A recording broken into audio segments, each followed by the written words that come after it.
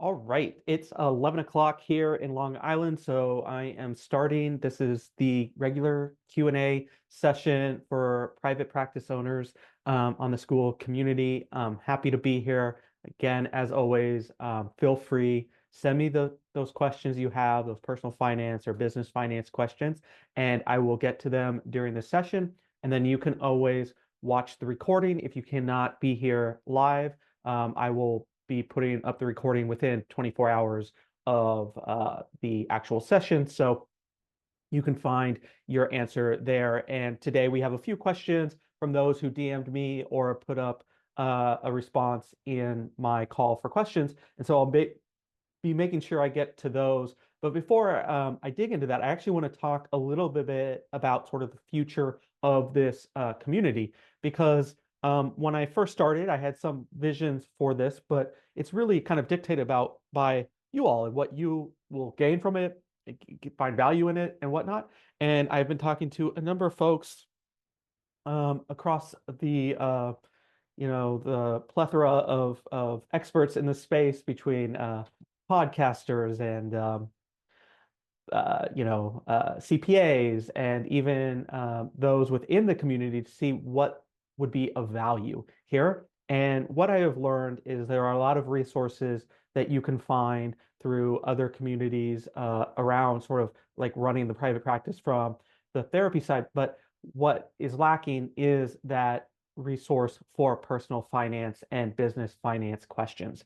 You have Simple Profit for those who know that name for like tax questions, but there's nothing that's really addressing long-term wealth creation for private practice owners. And so I think what we'll be doing as we move forward is really focusing a lot of the content around that. And you've already seen that with the discussions of the Roth versus traditional and sort of outlining what that is. Eventually, I'll be shifting the school community around so it becomes a lot more easy to search. So if you decide, hey, I have a question about a Roth, then you can go into the category and easily find it.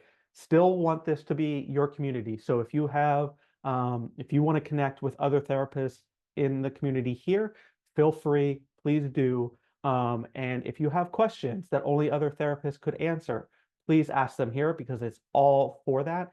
But a lot of the content that I'll be putting out is going to be strictly towards that personal finance and financial advice sort of realm. And hopefully you'll find value in that as time goes on and the resources build and build and build. So wanted to give you an update there. Hopefully that is something that you're excited about and you can use. And of course, let me know as time goes on what you like, what you don't like, or what you need more of, because I'm here to help. That's why I've built this as a resource. And so please let me know how that goes. Now into the questions. So as I mentioned, I put up a few pieces on the Roth versus traditional dynamic, and I wanted to expand a little bit on this notion because at this point I've really only talked about Roth. And one thing I want to just mention is that no matter what sort of strategy you're taking, it's better to get started today as opposed to wait. Sometimes we get too hung up on should I do a Roth? Should I do a traditional? Should I put it in 401k? Should I put it over here, over there, whatever? We can get analysis paralysis or paralysis analysis, however that sort of goes, by thinking about it too much and just never committing to one option.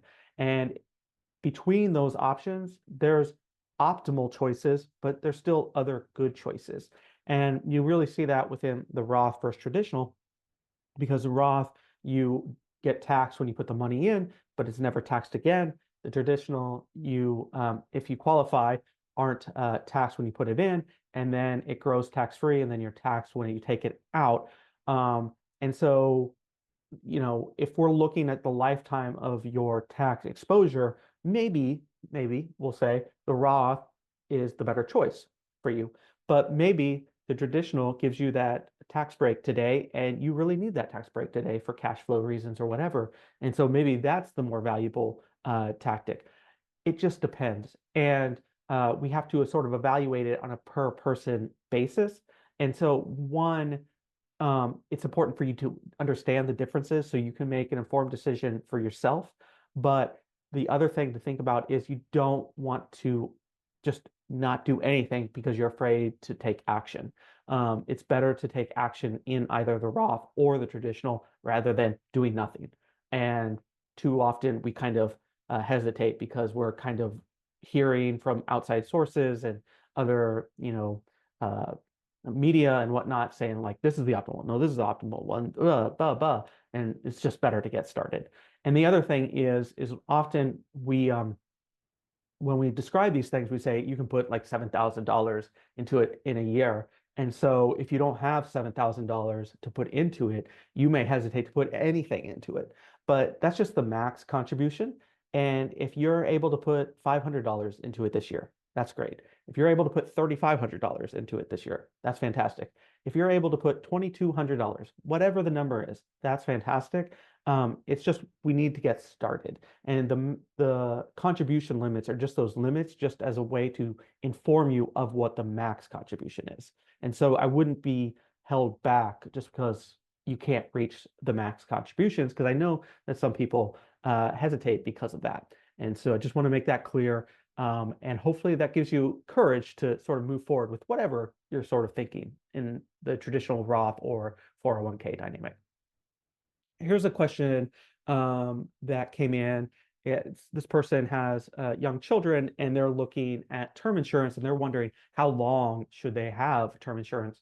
And really, when we're looking at term insurance, what we're doing is trying to protect our children from an unforeseen risk. And that unforeseen risk is us passing away and no longer being able to build wealth for their needs, all that sort of thing. I have two young children there, as you can see, and so this is very relevant to me. And so what we're looking to do, though, is pass off that risk to an insurance company for the time in which we need that protection. And so the protection time frame is typically until they are either in college or out of college, depending on your desires and wishes and whatnot. So between, it's going to be taken with a grain of salt in terms of like what you prefer. But it's typically that 20 years to 30-year range because of that protection for when they move out of college. And that should give you sort of marching orders for that. Because we're not using the insurance as an investment. Instead, we're spending that money as that protective tool. And so if you do it for 20 years, that protection is there for as long as they're not working. And then once they're working, they can be on their own, or you've built up some wealth. If something were to happen to you, they can then manage that money. And so you've created protection elsewhere at that point. And so that's kind of the idea. And then, of course, after like 20 years, you can always evaluate either continuing the term insurance or doing something else. And with the term insurance, that's for a completely different conversation. And so in terms of just like covering that one risk, I would look at 20 years typically. This came in within the school community like public forum, and this was from Tatra, and she was asking about business savings in an S-Corp. And essentially she said that, she has a business savings account, she's storing money in there within the S-Corp, but how is that money taxed? And essentially, Tatra, you're right that the your tax kind of like the owner's distribution is taxed. So what that counts as when you're putting it in the business savings is what's called retained earnings. But in the S Corp, you're not taxed at the federal level or at the corporate level and the personal level. Instead, you're only taxed at the personal level. That's why it's called a flow through entity. And so the salary gets sent, let's say, up here, and there you're getting taxed on your income, Social Security, and Medicare.